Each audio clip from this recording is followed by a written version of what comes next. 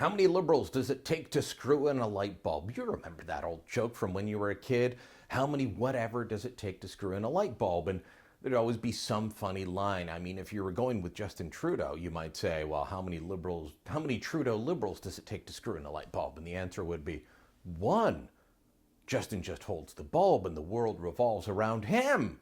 Ha, get it? Right. Well, it turns out that there is an extension of this joke that applies to the current Liberal government. How many staffers and bureaucrats does it take to approve a tweet?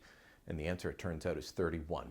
Do you remember when Catherine McKenna put out that ill-fated tweet praising Syria for signing on to the Paris Climate Change Accord?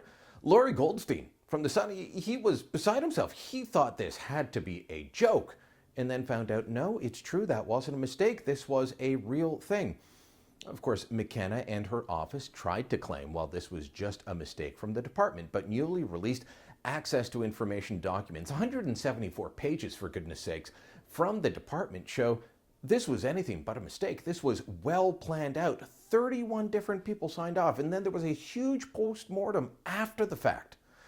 Here's the crazy part, is that as they were discussing what this tweet should say, and it was part of a larger schedule of tweets and Facebook posts and social media, and look, I get it, you got to have some bureaucrats. This is serious communication now. All governments use Facebook and Twitter as serious forms of communication. You want to make sure you get the lines right. Somehow they got this one really wrong. You're praising Syria, a murderous regime run by a brutal dictator that gasses his own people. But during the entire approval process, none of that was raised. You know what was raised? Well, I don't know. Should we use ratifying or ratified? Should it be salut or saluer? They were worried about English and French verb tenses. Those were the only things they were bothered about. Nobody in the department at Environment Canada was bothered enough to say, hold on, should we be praising Syria? I know they're signing on to the Paris Climate Change Accord, but hey, it's Syria, for goodness sakes.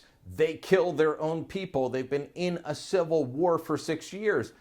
Should we maybe not mention them? Yeah, nobody said that. Nobody thought of that. Nobody thought it was a bad idea until the tweets started coming back. And then the department seemed more worried that the minister was being referred to as Climate Barbie. It's not a term I liked. It's not a term I use, but lots of people were calling her that after the tweet goes out. Why? Well, her face is next to this. This was her official departmental account, not her private MP's account that will stay with her. This will stay with whoever becomes the next environment minister. But her face is still there. And it goes out under her name. This is all very disturbing. Twitter may seem like a small thing to a lot of people, and folks might say it doesn't amount to a hill of beans.